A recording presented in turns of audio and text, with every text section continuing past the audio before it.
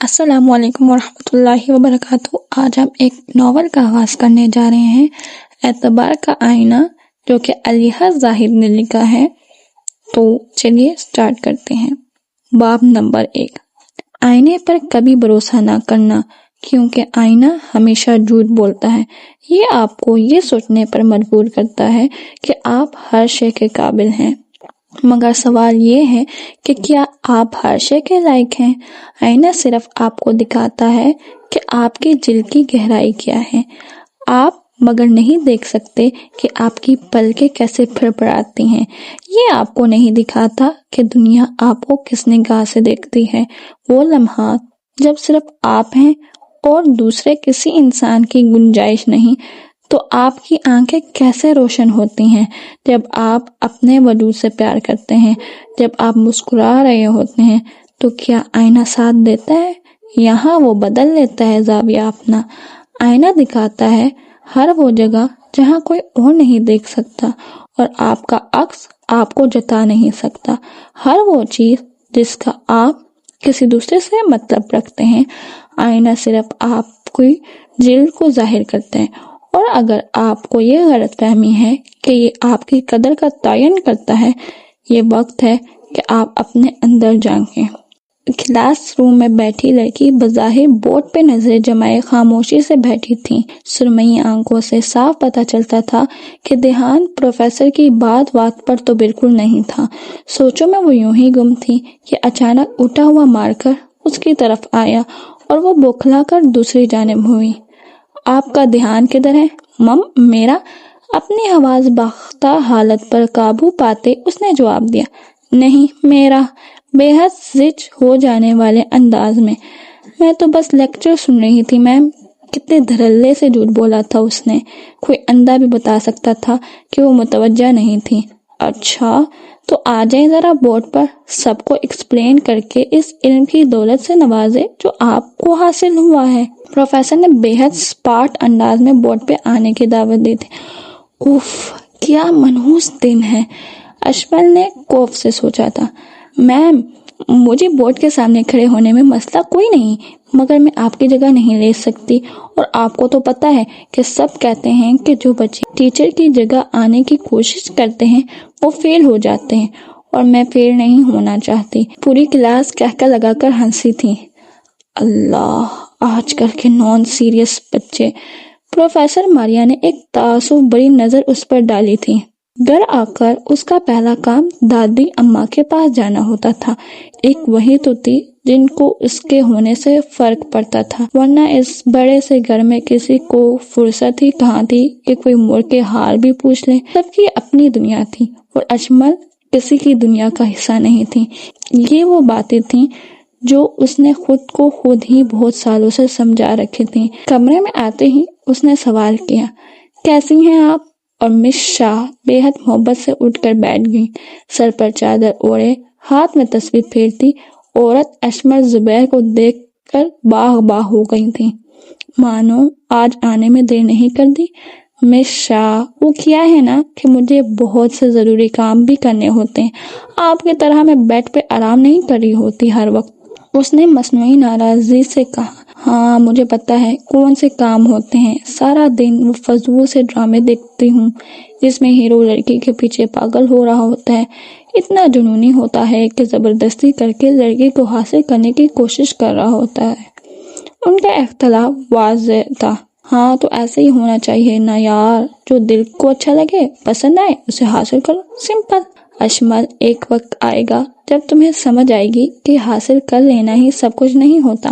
افرا بیگم کو پتا تھا یہ باتیں وہ اتنی جلدی نہیں سمجھ پائے گی۔ اچھا چھوڑیں اسے، مجھے بتائیں، میں نے کچھ بکس لینی ہے، آپ میرے ساتھ چل رہی ہیں؟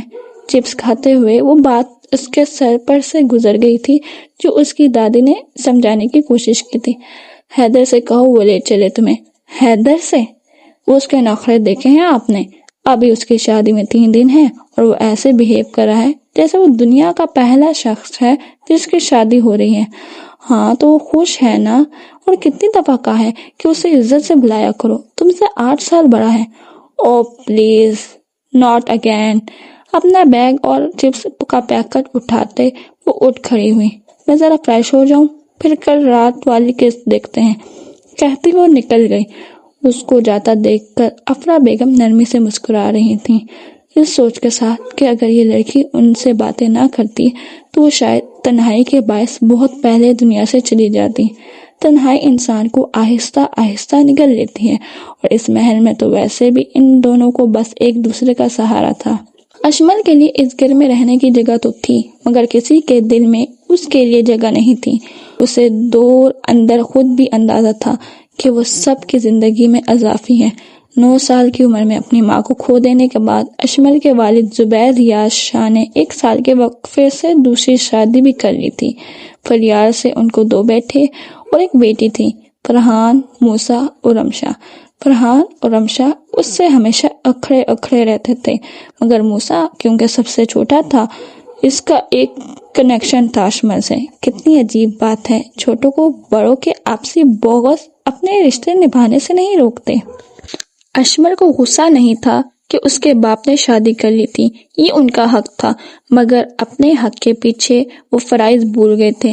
اس بات کا اشمل کو دکھ ضرور تھا، سب سے بڑھ کر اسے نفرت تھی اس بیماری سے جس نے اس کی ماں کو چھین لی۔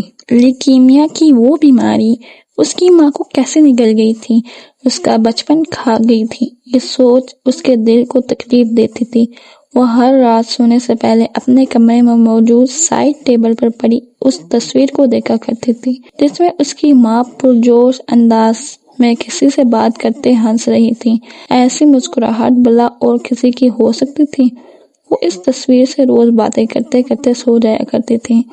زبیر صاحب نے اپنی شادی کے بعد اس کی مکمل ذمہ داری اپنی والدہ یعنی افرا بیگم پر ڈال دی تھی تاکہ انہیں اپنی آئندہ شادی شدہ زندگی میں کسی قسم کی پریشانی کا سامنا نہ کرنا پڑے۔ کتنی فکر تھی انہیں، مگر صرف اپنی۔ بالکنی میں ایئر فونز لگائے وہ نہ جانے خود کو کس منظر کا حصہ بنائے بیٹھا تھا جب اچانک کسی نے پیچھے سے اس کے ایئر فونز کو نوچ لیا۔ غصے بھرا چہرہ لیے جب وہ مڑا تو اس کا غصہ ایک لمحے میں ہوا ہو گیا تھا، کیونکہ سامنے وہ کھڑی تھی۔ اس پر بھلا وہ غصہ کی نگاہ کیسے ڈال سکتا تھا؟ وہ تو اس کے دل کا موسم بدل کر رکھ دینے کی طاقت رکھتی تھی۔ اس نے دل ہی دل میں اس بات کا اعتراف کیا تھا، تیمور تمہیں پتہ بھی ہے پورا گھر چھان مارا ہے، اور ادھر تم پتہ نہیں کن سوچوں میں ڈوبے ہوئے ہو۔ کر کیا رہے تھے تم؟ میں کچھ بھی تو نہیں، وہ خوش دلی سے مسکرائے۔ مجھے ہمیشہ سے پتا تھا تم فارغ آدمی ہو۔ وہ اس کے ہیڈ فون اپنے کانوں میں جمائے اب ان سے آنے والی آواز کو سن رہی تھی۔ اگلے منٹ اس کو اپنے کانوں سے اتارتے ہوئے بولی، تم ارجیت سنگھ کو سن رہے تھے؟ سیریسلی؟ ہاں تو ہی از اے گڈ سنگر۔ ہاں مگر تم سستے دیوداس مت بنا کرو، زہر لگتے ہو۔ جی ٹھیک ہے، بہت تابعداری سے جواب دیا۔ اس عورت کے آگے وہ کچھ کہہ سکتا تھا؟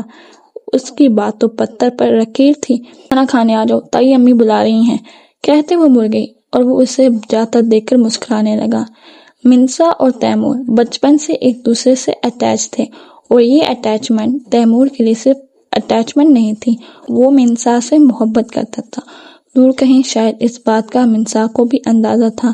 منسا کے نزدیک تیمور دنیا کا وہ واحد انسان تھا جس پر وہ ہمیشہ اعتبار کر سکتی تھی، اس کا سب سے بہترین دوست۔